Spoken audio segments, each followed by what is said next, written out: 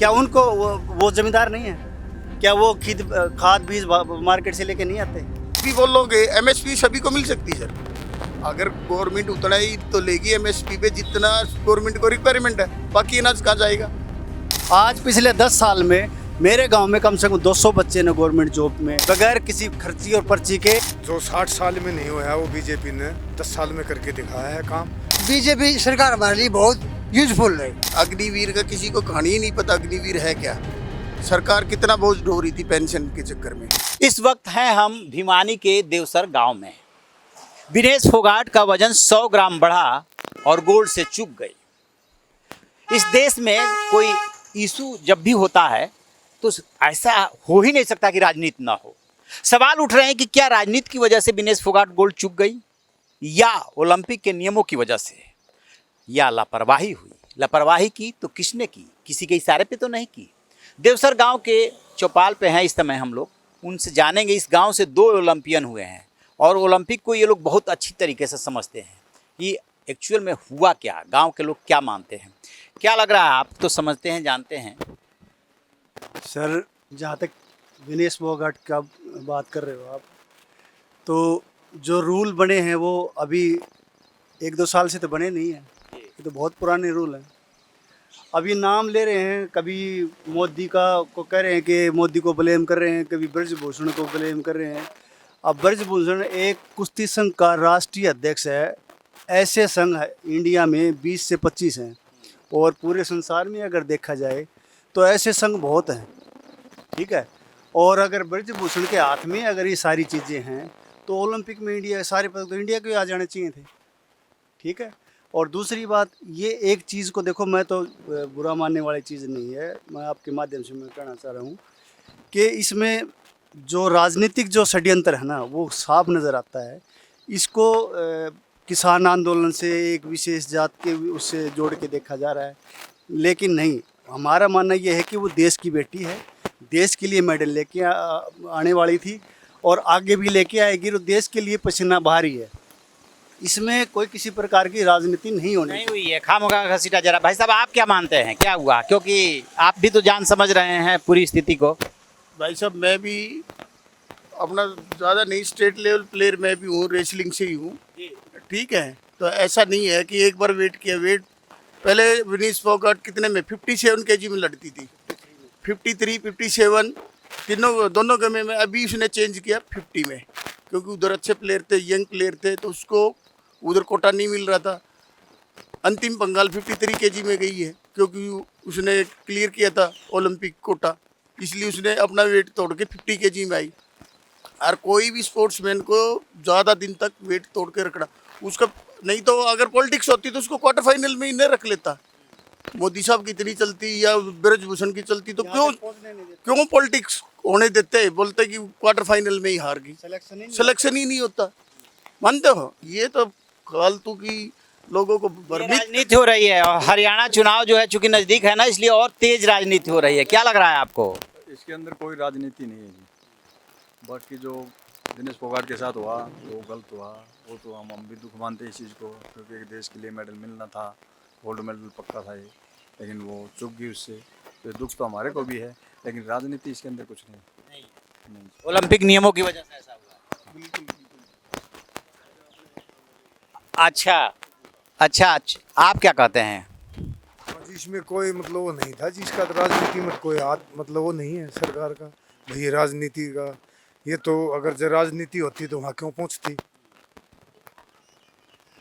राजनीति होती तो क्यों पहुंचती? क्वार्टर फाइनल से पहले ही ये काम हो सकता था, ऐसा लोग मानते हैं।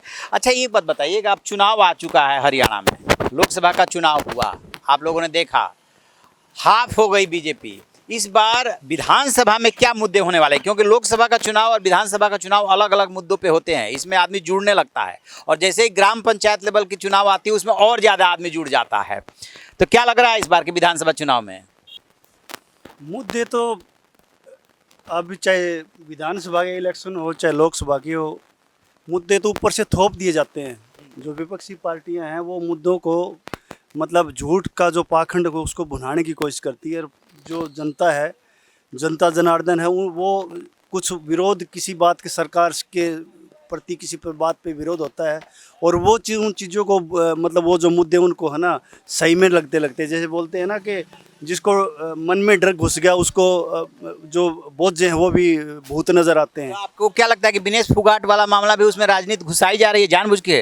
ये जानबूझ के इलेक्शन की वजह से घुसाई जा रही है, ऐसी कोई बात नहीं है। मैं हालांकि मैं बीजेपी का वो समर्थक नहीं हूँ, लेकिन रही बात मुद्दों की, अब जैसे मैं से एक इस सरकार के एक बात के लिए कायल हूँ कि जो बिजली पानी के मुद्दे वो तो अलग हैं, लेकिन जो रोज़गार से संबंधित जो मुद्दे थे, पिछले 10 साल हुड्डा साहब की भी सरकार रही, उससे पहले और भी सरकार रही। मैं मेरे गांव से बात करूंगा, मैं और बाहर की बात नहीं करूंगा। मेरे गांव में बीजेपी से पहले सरकारी जॉब में जो देखा जाए तो मुश्किल से 2 या 4 बंदे ऐसे थे जो सरकार ने, जैसे पहले तो एमएलए का कोटा भी होता था, एमपी का कोटा भी होता था, किसी अप्रोच की वजह से लगे हैं 2 या 4 बच्चे। आज पिछले 10 साल में मेरे गांव में कम से कम 200 बच्चे ने गवर्नमेंट जॉब में। अच्छा, इस बीजेपी की सरकार में? की सरकार में बगैर किसी खर्ची और पर्ची के, और ऐसे ऐसे बंदे लगेंगे जो ज़िंदगी में सोच में एक घर से 2-2 भी लगेंगे। मैं तारीफ करता हूँ इस सरकार की। रही बात तो बिजली पानी की, ये तो चलते रहते हैं, इनकी कोई बात नहीं। आपको क्या लग रहा है कि इस बार हरियाणा विधानसभा चुनाव में कौन से मुद्दे होंगे? अग्निवीर का मुद्दा उठाया जा रहा है, किसानों को एमएसपी नहीं मिल रही है, ये मुद्दा उठाया जा रहा है, महंगाई का मुद्दा उठाया जा रहा है। सर जी, अब मैं अभी एक्स हुआ, 2 दिन पहले ही एक्स हुआ हूँ। मैं भी सर्विस में ही हूँ, डिफेंस में ही हूँ। अग्निवीर का किसी को कहानी ही नहीं पता अग्निवीर है क्या। सरकार कितना बोझ ढो रही थी पेंशन के चक्कर में।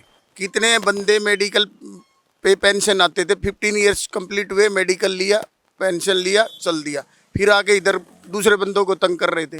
बोला मैं तो मिलिट्री कोटे से ज्वाइन कर लिया। कितने बंदे मिलिट्री कोटे से ज्वाइन किया? वो एक आदमी तो 2 बार नौकरी करता है, एक को 1 बार भी नहीं मिलता। अग्निवीर में क्या, आपको 25% तो सेम गवर्नमेंट रखेगी, उसी महकमे में रखेगी। जैसे मैं नेवी में हूँ तो नेवी वाले 25% रखेंगे। फिर सिस्टर सर्विस है, 10% वो रखेगी, 35 होगा। तो कुछ बंदे तो वॉलंटियर रहते हैं 4 साल के बाद में। बोला सर मैं नहीं जा रहा। मैंने 1500 भर्ती हुए, 500 आदमी तो वॉलंटियर निकल जाते हैं। बोला मेरे को तो नौकरी नहीं करनी, मैं तो गलती से फंस गया हूँ, मेरा तो बाप एसपी था और मैं तो गलती से आ गया, मैं तो रिजाइन देता हूँ। रिजाइन दे के आते थे। अभी सर्विस बोल रही है, गवर्नमेंट बोल रही है कि 4 साल करो, और फिर उसके बाद में क्या, फौजी आदमी कहीं पे भी ज्वाइन कर सकता है। उसके बाद एक बात बताइए, जो ये आंदोलन हुआ, किसान आंदोलन, हरियाणा से ही होकर के, चूंकि पंजाब के लोग गुजरे, तो उस किसान आंदोलन का इस चुनाव पे कितना असर आने वाला है? सर हमारे एरिया में तो आएगा नहीं, 0 है। अच्छा, हरियाणा भिवानी डिस्ट्रिक्ट में इस साइड में क्या बोलते हैं, लोहारू साइड में तो हो सकता है, बट इस साइड में लोहारू बाडड़ा इधर तो हो सकता है, बट दादरी हो सकता है, बट इधर नहीं होगा। इधर तो कुछ हुआ ही नहीं था। किसानों को एमएसपी नहीं चाहिए यहाँ के? एमएसपी मिल रही है ना सर, मिल रही, कौन बोला नहीं मिल रही। अभी बोलोगे एमएसपी सभी को मिल सकती है सर, अगर गवर्नमेंट उतना ही तो लेगी एमएसपी पे जितना गवर्नमेंट को रिक्वायरमेंट है। बाकी अनाज कहाँ जाएगा, बाकी अनाज कहाँ जाएगा उनसे ये पूछो। अगर मेरे को गवर्नमेंट को 50 क्विंटल गेहूँ चाहिए तो 50 क्विंटल ही लेगी एमएसपी पे। अगर मेरे हुए 70 क्विंटल, 20 क्विंटल कौन लेगा? 20 क्विंटल कौन लेगा? यही तो बात है ना कि ये बात जो डिमांड कर रहे हैं वो समझने को तैयार नहीं है। आपको क्या मानना है? इस चीज़ के बाद जो बीजेपी सरकार जो काम कर रही है वो देश हित के लिए बहुत अच्छा कर रही है। हाँ, बीजेपी सरकार देश हित के लिए नंबर 1, ठीक है।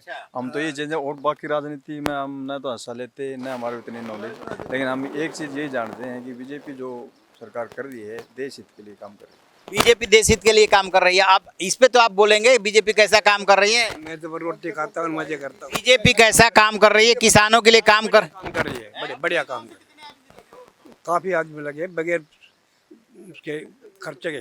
कांग्रेस कह रही है कि बीजेपी ने हरियाणा में 10 साल में कुछ किया ही नहीं है। 70 साल में गवर्नमेंट अभी एक बैनर लगा के रखा है हुड्डा साहब ने, आके क्या लिखा इसमें, भाजपा से इनसे हिसाब मांगे हिसाब। तो सर इनसे कौन मांगेगा? तुम तो मांग रहे हो, विपक्ष आगे 5 रोहतक विकास का किया है, और कलानौर से आगे भिवानी स्टार्ट होता था तब क्या हाल होता था, कोई इनसे तो पूछने वाला है? इनसे पूछो। ये गांव के लोग हुड्डा जी से ही हिसाब मांग रहे हैं। आपका क्या कहना है? मेरा कहना है कि बीजेपी सरकार हमारे लिए बहुत यूजफुल है। अच्छा, हाँ, और इसने काम किया, और कांग्रेस ने हमारा एक भी कुछ भी नहीं करे। हमारा बच्चे 200 बच्चे लगे हैं, कांग्रेस कह रही है कि बीजेपी के राज में लोगों को नौकरी नहीं मिल रही है, युवाओं को, किसानों को जो है एमएसपी नहीं मिल रही है। हाँ नहीं मिली है जी। हाँ। और इस सरकार को हम बहुत खुश हैं इससे। अच्छा, हाँ आपका क्या मानना है? खेती बाड़ी बता दे।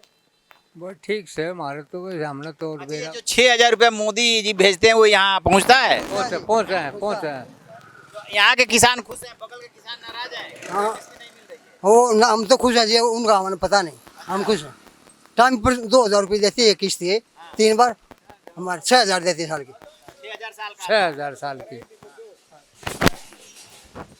सर जो आप किसान आंदोलन की बात कर रहे हैं, मेरे गांव से 100 एकड़ के जमींदार हैं।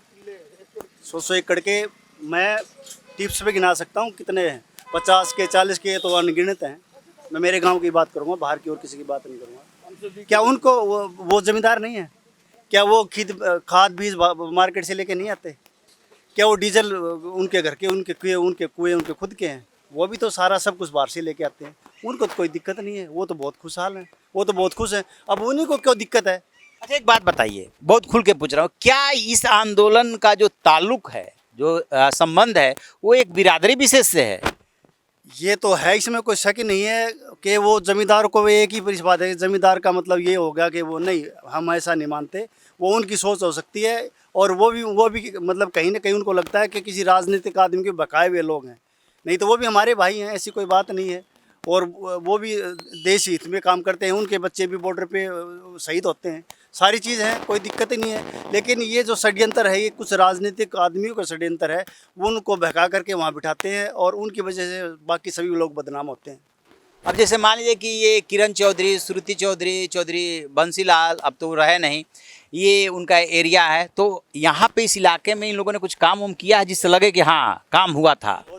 उस टाइम के हिसाब से बहुत काम हुआ था। आज की बात नहीं करें, जो उस टाइम का जो समय था, जिस तरह का वहाँ से बाहर से पैसा आता था, जिस तरह के संसाधन थे, उसके अकॉर्डिंग बहुत अच्छा काम हुआ था। और चौधरी बंसीलाल की तो एक खासियत थी, वो मतलब एक एरिया पे बात नहीं करते। जैसे हुड्डा साहब ने तो सब कुछ रोहतक में झोंक दिया, ठीक है ना, लेकिन बंसीलाल जी की ऐसी बात नहीं थी। बंसीलाल जी पूरे हरियाणा को एक नज़र से देखते थे। जो पैसा अगर उनके पास अगर 100 रुपये हैं तो 100 रुपये पूरे हरियाणा में बांटते थे। यानी कि एक आदमी जो है सिर्फ रोहतक तक सीमित है और उन्होंने पूरे हरियाणा के लिए काम किया। आपका क्या मानना है? हमारा भी यही मानना है जी, जो 60 साल में नहीं हुआ है वो बीजेपी ने 10 साल में करके दिखाया है काम। और बहुत बहुत मतलब धन्यवाद मोदी जी का, भाई ऐसा काम कराया। और ज़मींदारों के हक में भी सही है, 6,000 रुपये हर साल आते हैं जी ज़मींदारों के, किसानों के। देखिए, हरियाणा जो है बहुत बड़ा राज्य नहीं है, छोटा सा राज्य है। लेकिन हरियाणा के अलग अलग संभाग में जाएंगे, कुल 6 डिवीज़न है, तो रोहतक का माहौल कुछ और मिलेगा। भिवानी क्षेत्र में जब आप आएंगे तो अलग माहौल मिलेगा, चरखी दादरी में जाएंगे तो अलग माहौल मिलेगा।